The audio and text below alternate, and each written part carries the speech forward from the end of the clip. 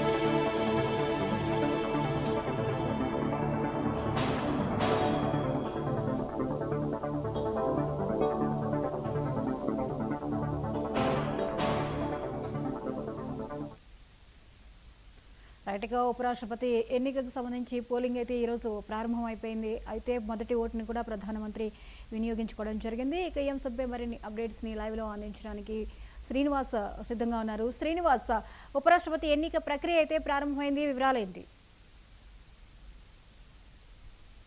Vice president ఆ ఎన్నికపై కూడా మరి ఒక ఉత్కంఠభరితమైన ఆసక్తికరమైన చర్చ అయితే కొనసాగుతోంది. సో ఈ ఉత్కంఠభరితమైన పోరులో మరి మొత్తానికి ఇండియా వర్సెస్ ఎన్డీఏ కూటమి, రెండు కూటములు కూడా ఇద్దరు అభ్యర్థులను పోటీలో నిలిపిన సంగతి మనకు తెలిసిందే. ఇక ఎన్డీఏ అభ్యర్థిగా రాధాకృష్ణన్, ఎన్డీఏ వైస్ ప్రెసిడెంట్గా అభ్యర్థిని పోటీలో నిలపగా, ఇక ఇండియా కూటమికి సంబంధించి తెలుగువాడైన జస్టిస్ బి సుదర్శన్ రెడ్డిని కూడా మరి పోటీలో నిలిపింది. మొత్తానికి మరి ఓవరాల్గా 781 మంది ఎవరైతే మరి పార్లమెంటుకు సంబంధించి ఎంపీలుగా 542 మంది ఉన్నారో, అదే క్రమంలో మరి ఇక రాజ్యసభకు సంబంధించి 239 మంది సభ్యులు ఉన్నారు. సో ఉభయ సభలకు సంబంధించిన 781 మంది ఈ యొక్క ఉపరాష్ట్రపతిని ఎన్నుకుంటారు. ఇదే క్రమంలో మరి జగదీష్ ధన్ఖడ్ ఉపరాష్ట్రపతిగా ఉన్నారు. ఆయన ఆకస్మికంగా మరి రాజీనామా చేశారు. ఈ నేపథ్యంలోనే మరి ఇక ఈ పోటీ అనివార్యమైందని చెప్పుకోవచ్చు. ఇక ఉపరాష్ట్రపతికి మరి ఎన్డీఏ అభ్యర్థి అయిన రాధాకృష్ణన్కు పూర్తి స్థాయి మెజార్టీ ఉన్నప్పటికీ కూడా ఇండి కూటమికి సంబంధించి మరి ఇక తెలుగువాడైన బి సుదర్శన్ రెడ్డిని కూడా బరిలో నిలిపింది. సో ఓవరాల్గా ఇండి కూటమికి సంబంధించి కేవలం మరి 324 మంది అభ్యర్థులకు ఎంపీల మద్దతు మాత్రమే ఉంది.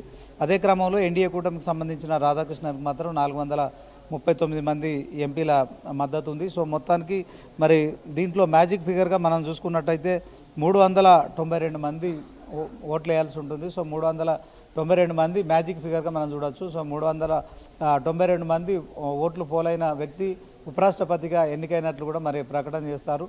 మరి 10 గంటలకు ఈ యొక్క పోలింగ్ ప్రక్రియ అయితే ప్రారంభమైంది. దీంట్లో దేశ ప్రధాని నరేంద్ర మోడీ అయితే మరి మొట్టమొదటగా తన ఓటు హక్కును వినియోగించుకున్నారు. సో దీంట్లో ఇండియా కూటమికి సంబంధించిన మరి అభ్యర్థులు 324 మంది ఓటేసే అవకాశం ఉంది. సో ఓవరాల్గా ఏదేమైనప్పటికీ కూడా మరి ఓడిపోతామని తెలిసినప్పటికీ కూడా కాంగ్రెస్ కూటమి ఏదైతే ఉందో మరి ఇండి కూటమి ఖచ్చితంగా మరి అభ్యర్థిని నిలబెట్టడం కావచ్చు, గత నెల రోజులుగా కూడా ప్రచారంలో పాల్గొనడం కావచ్చు. సో అదే మరి జస్టిస్ బి సుదర్శన్ రెడ్డి కూడా దేశవ్యాప్తంగా ప్రచారం కూడా నిర్వహించారు. సో అందరినీ కలిసే ప్రయత్నం చేశారు. ఉపరాష్ట్రపతి ఎన్నికలో తనకు ఓటేసి గెలిపించాలని చెప్పి కూడా మరి ఆయన అభ్యర్థించారు. ఇదే క్రమంలో హైదరాబాద్ కూడా వచ్చారు. సో ఆ సందర్భంగా కూడా తెలంగాణ సీఎం రేవంత్ రెడ్డితో పాటు టీపీసీసీ అధ్యక్షులు రేవంత్ రెడ్డితో పాటు మరి లోక్సభ, రాజ్యసభ ఎంపీలందరూ కూడా ఆయనకు ఘన స్వాగతం పలికారు. సో ఇదే సమయంలో వ్యక్తిని చూసి మాత్రమే మీరు ఓటేయాలని చెప్పి కూడా మరి జస్టిస్ బి సుదర్శన్ రెడ్డిని మరి అభ్యర్థించారు. నేను రాజకీయాల్లో లేను, తర్వాత రాజకీయ నాయకుడిని కాదు, అయినప్పటికీ ఉపరాష్ట్రపతి అభ్యర్థిగా పోటీ చేస్తున్నాను.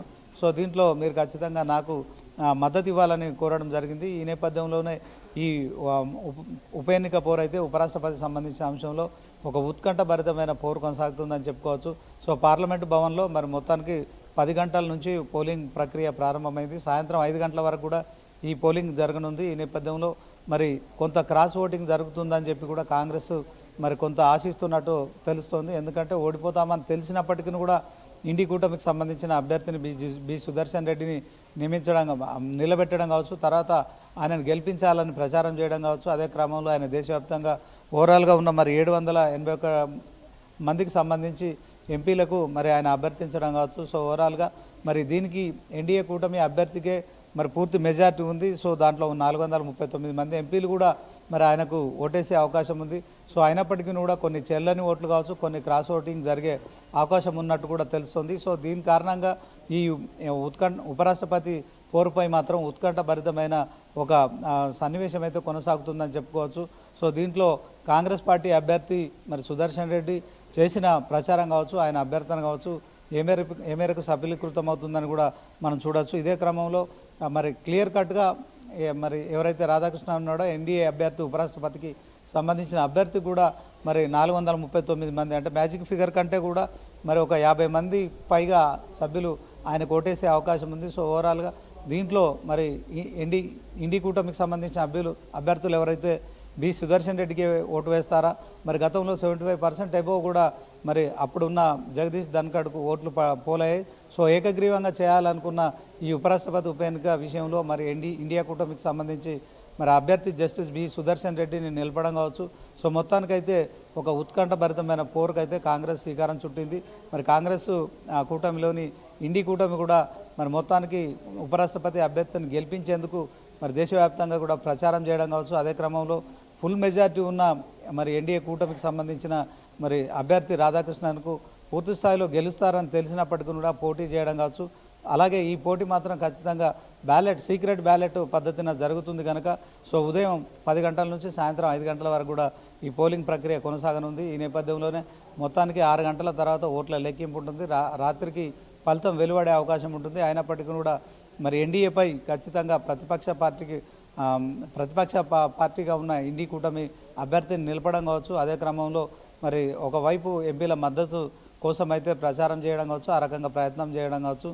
సో మొత్తానికైతే ఉత్కంఠ పోరైతే కొనసాగుతుందని చెప్పుకోవచ్చు. Jyothi. Right, thank you Srinivas.